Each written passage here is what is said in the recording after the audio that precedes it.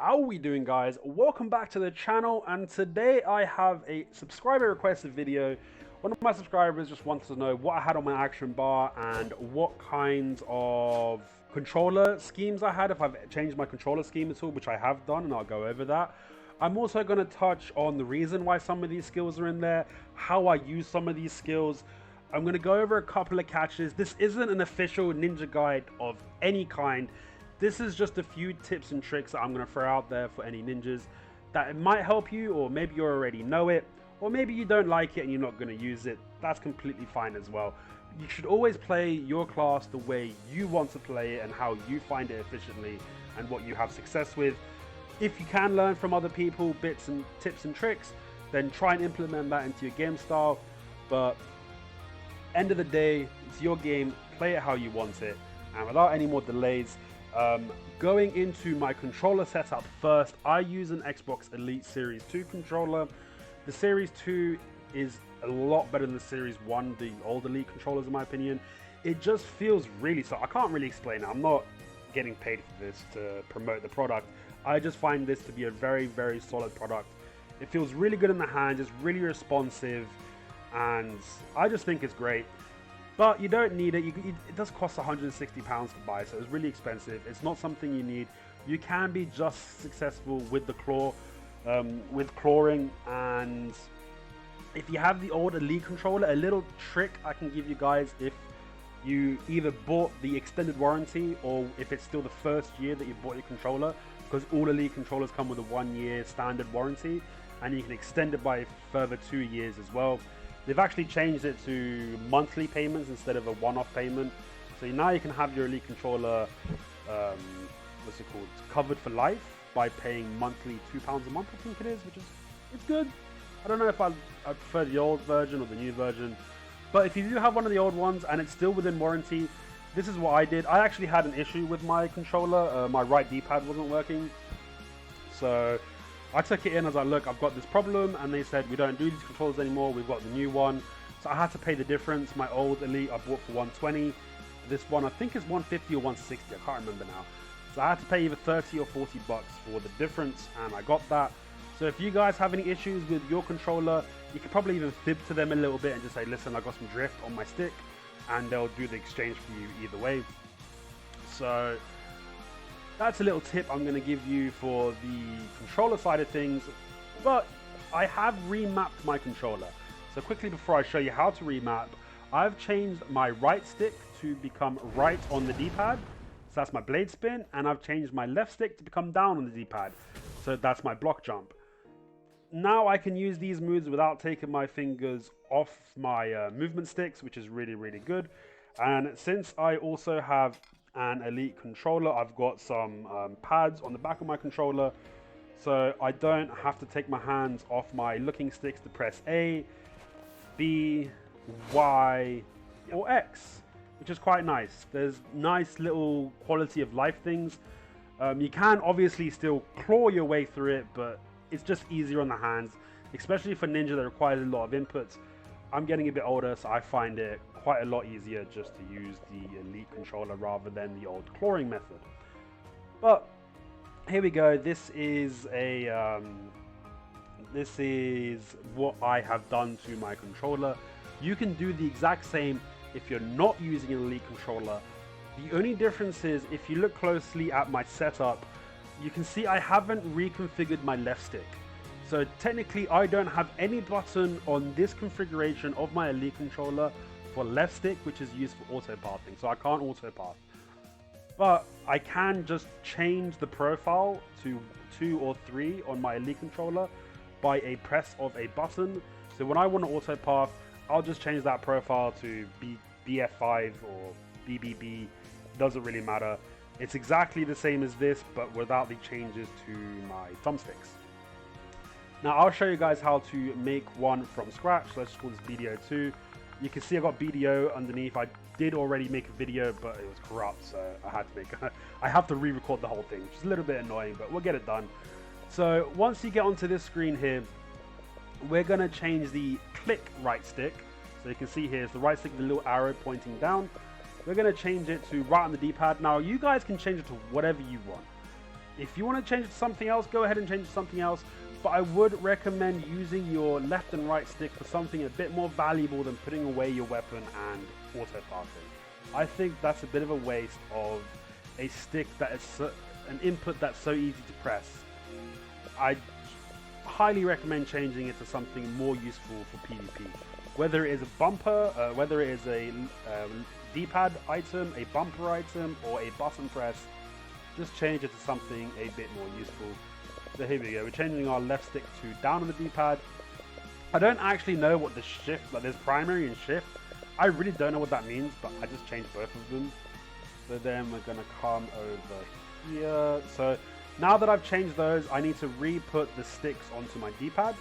So if you've got an elite controller, well if you don't have an elite controller, you have to reconfigure both. So if we come down here, we'll change this to right stick.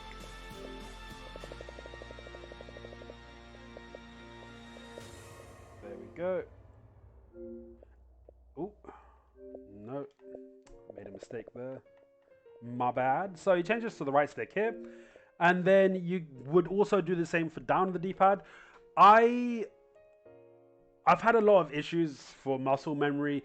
I still press down on the D-pad a lot instead of my left stick. So I'm just keeping it the way it is. That's just me being lazy. I'm too lazy to learn the muscle memory. But obviously it would be better to not lose any inputs on your controller. So it would be better to change this left on to change this as well. But I haven't and I'm not going to. So I also am going to change a few of these. So this is going to be Y. This is just how I've had my paddles set up for years. So I really can't have these be different. Oops.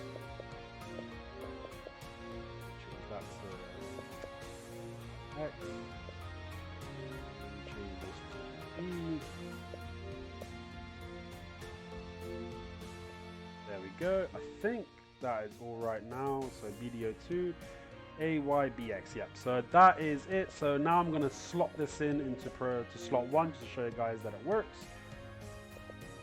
That's in there. So no, you can't really see, but I'm pressing my what's it called? My pads at the back for all these inputs, and it's worked completely fine.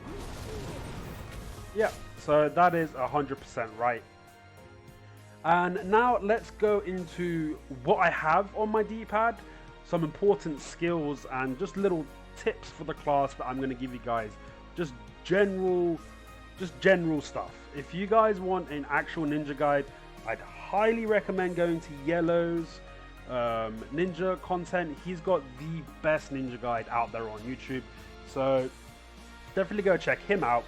But just for some general stuff, and what's on my action bar, the main things is the reason I've put block jump is because it's one of the most important moves in the ninja kit. There's a lot of different ways you can use block jump. Obviously you can use just to get directly behind someone to either grab them or just CC them and extend and do a combo on them. You can also hold it, so if they're reacting to your block jumps and they're starting to get used to you block jumping, you can just hold it for a second, wait for them to react, and then go in. That's another way you can use it. And finally, the last way you can use it is, let's say you're in large scale, or even if it's a 1v1 and you need to buy time, you've taken a lot of damage, a lot of your movement is, you know, it's on cooldown. You could just block jump, hold it, and then wait for your cooldowns to come off, and then get out there and disengage. So those are just a few different ways of using block jump, and that's why I've put it on my thumbstick. I can hit my thumbstick a lot faster than I can hit, I think it's not that. Yeah, so it's left side. So it's left trigger, left bumper. I haven't used that input in so long, I couldn't even remember it. But it's a lot quicker and a lot easier for me just to press this one button than it is to press those two. So that's why that's there. Blade spin, you can change this to whatever you want. It might even be good to maybe change it to a moonlight if you want to use your stick more, your right stick more as a catch. But I use blade spin a lot. It's something I use to extend a lot of combos. So let's say, you know, I grab someone in Awakening I'll do my combo, and 99% of the time that's blade spin that comes after the grab combo there. And if I grab them my my pre-awakening, blade spin's usually the first move I use as well, because it's a great filler move. It's super armor and it's good damage. So let's say,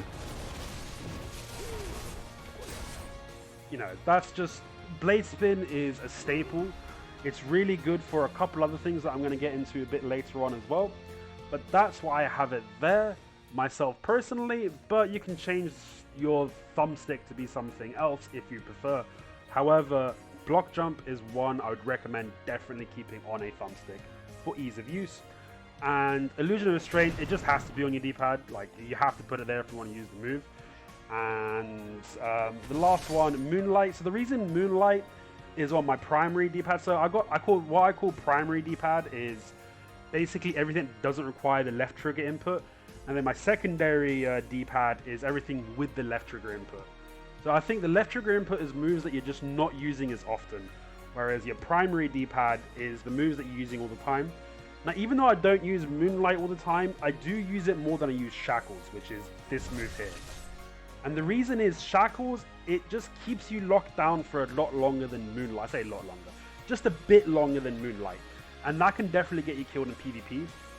So I'm gonna, as soon as I do the move, I'm gonna hold left on my stick, and you can see how long you're locked into the animation of not being able to move. So pressing it here, and you can see it's not too bad. You're locked in the animation just for a split second, but then Shackles, you can see you're locked in that animation just for a little bit longer, which just gives your opponent, if you don't hit that CC, it gives your opponent a lot more opportunity to CC you.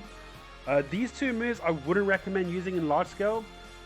You know, in RBF and in some situations in large scale, if you know you're in a safe spot and people don't know where you are, either you're invis or they haven't kept track of you, maybe, yeah, you can get away with using it. But if you just use these moves randomly when you're in large scale, you're going to get CC'd and you're going to get killed. So that's just another thing to keep in mind. And that's my primary D-pad usage out the way. Now, as you can see, my two invises are both on my thumbstick. So remember, right on the D-pad and down on the D-pad is on my thumbsticks. So the reason I've got both of these on my thumbsticks is actually really good in 1v1s. Let's say, you know, you're fighting the guy, you're doing your thing, you want to get behind him, right? But you've already used your silent charge, and you don't really have a way of getting behind him, you know. Ghost Step isn't going to take you far enough. What can you do? Well, what a lot of people don't expect is for you to get behind them with your invis, because it leaps you forward just a little bit. In terms of usage, I don't usually use concealment. I normally use only shadow, because as soon as you get behind them, Beheading of the Dead is a really good catch, because you don't have to move your camera angle. You can just press that as quickly as possible and get it out of the way. I don't like using concealment too much as a single input press, because I really like using concealment as a cancel. And one of the main catches you see me use a lot in my videos, and that is very successful for me, which I mentioned in my previous video, is the blade spin, smoke screen, concealment cancel into Beheading of the Dead. So you could use this in whatever stance you're in, because blade spin obviously takes you out of awakening stance.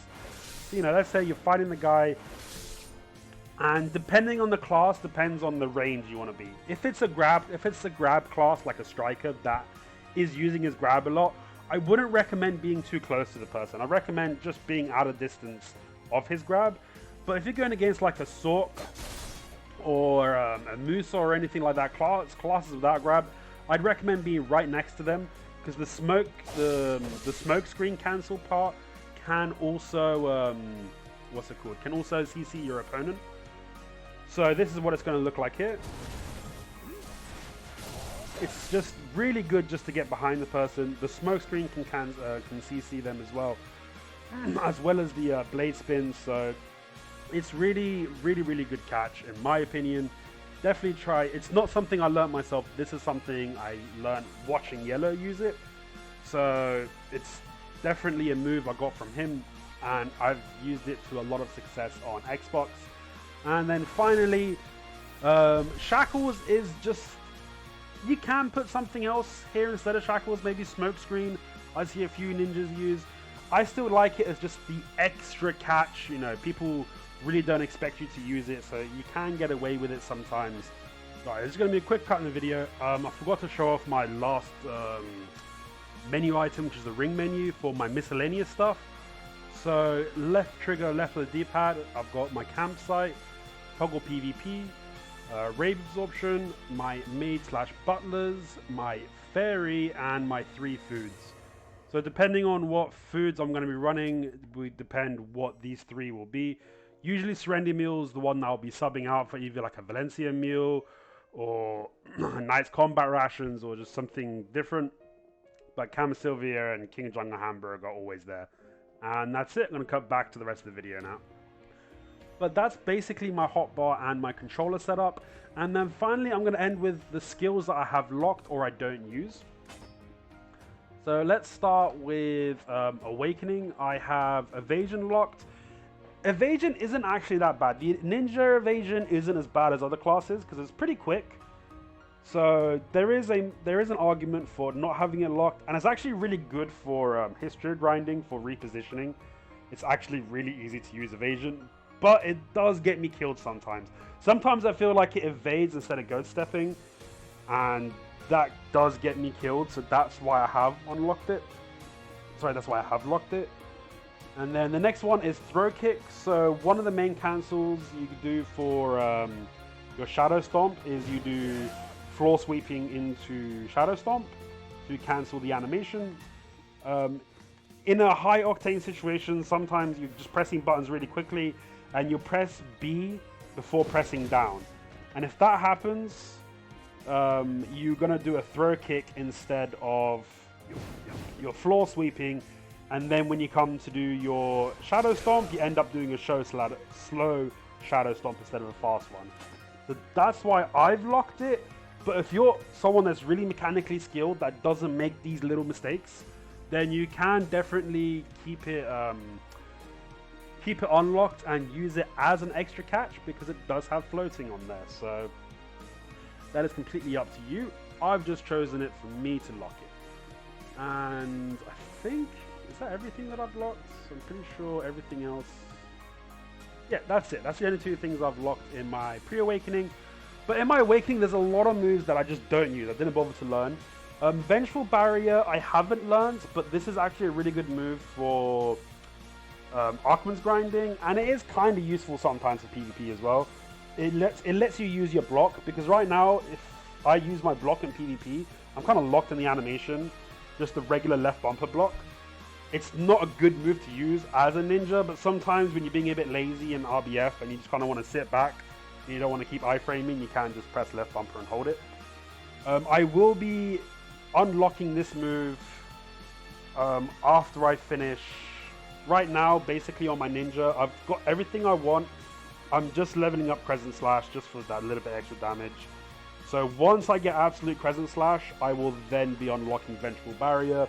But obviously, if you grind Arkman's, you're going to want this unlocked. And Corrupt Sword Dance, I don't know why this isn't locked, but that should be locked. It's a terrible move, garbage, don't use it, the end. And a couple other ones. So Sudden Decapitation, there's an argument that it's decent in PvE because it gives you some good sustain. I just don't like it. I think it's pretty useless. So I haven't unlocked it, but it is an extra CC. If you do want to use it, it is there. I personally don't like it, so I don't use it. This flow here, I just don't use. I think it's pretty rubbish. But again, I mean, if you're getting Decapitation, maybe you want this as well. Vacuum Slash, definitely don't learn Vacuum Slash. It's a waste of 21 skill points. Yes, okay, you got a bit of forward guard in there at the beginning of the move, but it's just not good. And there's a lot of times I had come to do Serpents, and it'll do Vacuum Slash instead, which will just not, it will get you killed, or it won't kill your opponent, one of the two. So I really wouldn't recommend picking up this move. And this flow for Drastic Measure, don't pick it up either. You're never going to use it. I mean, After drastic measure, if you want to do more damage, just use Seamless. Just hold A and do Seamless instead. And that is basically it. That's all the skills that I have locked or have not learnt, and those are the reasons why. Some of them you can argue against, so Decapitation, you can make an argument for Decapitation. I don't think you can make, honestly, an argument for Vacuum Slash. It's just a really rubbish move. It's got bad damage numbers. Even in PvE, it doesn't do that much damage. And in PvP, like, if you've used this move, in my opinion, you've made a mistake. Like, you've done a wrong input. So that is basically it. If you are a ninja out there, I'd highly recommend to you practice this catch. Just keep using it whilst you're grinding. Just keep practicing using it. When you're PvPing people, just use it as much as you can. Let me know if you do like it, if you start using it, because I swear down that it's the most OP catch in the game. And the reason it works really well is because you go invis just for a split second. So you're in front of your enemy, smoke comes up and you just disappear. Because right now he can't see that you're behind him. He doesn't see you getting behind him. He just sees you spin and do a little smoke screen, and then you go invis and you're behind the guy. He doesn't even know you're there, and that's why you can get the really easy catches with it. But anyway, this is a lot longer than I was meant to make a quick video. 21-minute video. If you have watched it all the way to the end, if I've been helpful for anyone, if you can drop a like, it would help my channel out. But end of the day, as long as you guys are enjoying what I'm doing, I'm going to keep doing it, and I'll catch you guys in the next video.